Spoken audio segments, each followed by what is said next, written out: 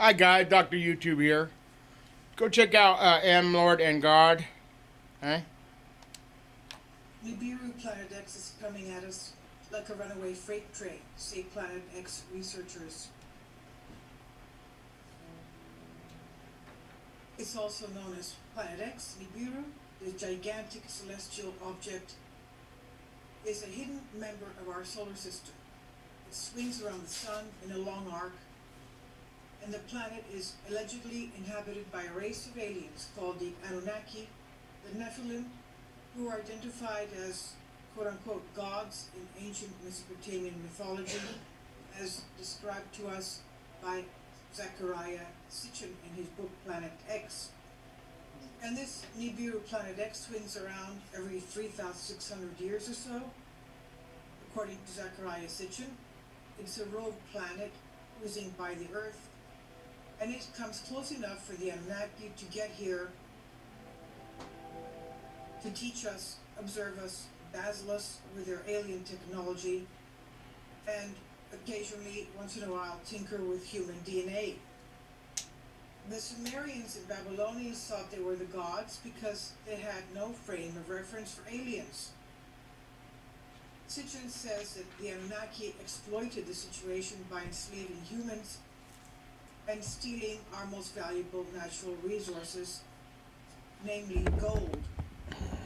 In the book of Genesis, this gold is referred to as monatomic gold.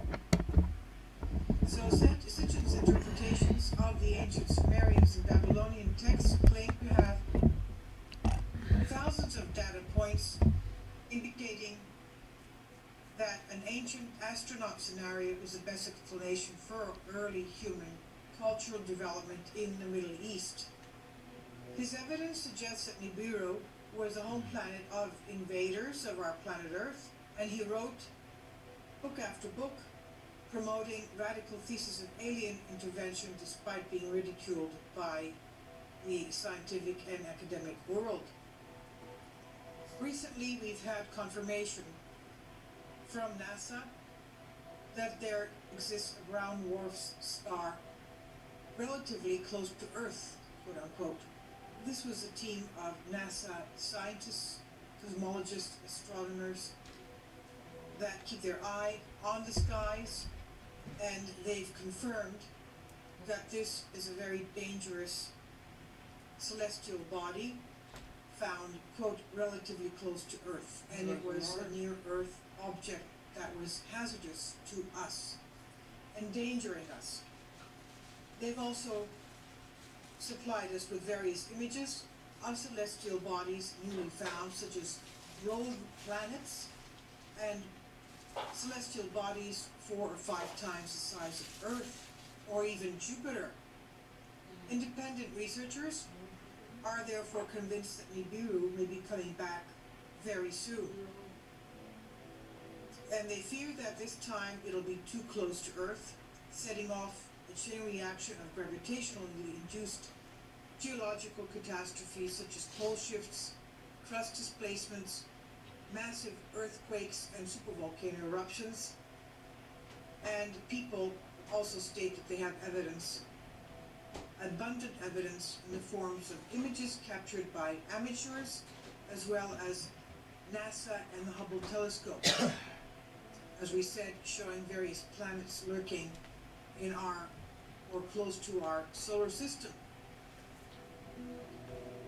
There are those skeptics that keep dismissing the alleged Nibiru evidence, and they accuse Nibiru evidence hunters of misidentifying ordinary objects in space or misinterpreting image effects like lens flares.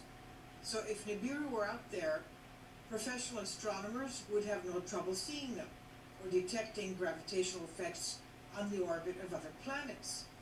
The point is, though, recently the various asteroids and meteors that have impacted Earth's atmosphere were not found by NASA, but by amateur astronomers.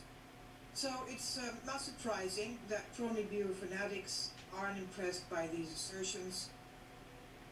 They're convinced that the Nibiru evidence is real, and it proves that some version of Sitchin's thesis is correct. It it's a reality. They also say that nibiru evidence would be available if the government wasn't covering all this up. Nibiru enthusiasts first claimed that Planet X Nibiru would make its appearance close to Earth in the year 2003. And when that didn't happen, they decided to change the date to 2012 to coincide with Maya calendar prophecies. And of course, that didn't happen either. So at this point, there seems to be no good reason to believe in Nibiru or Planet X. But we do have some interesting images coming from NASA as well as amateur astronomers and stargazers.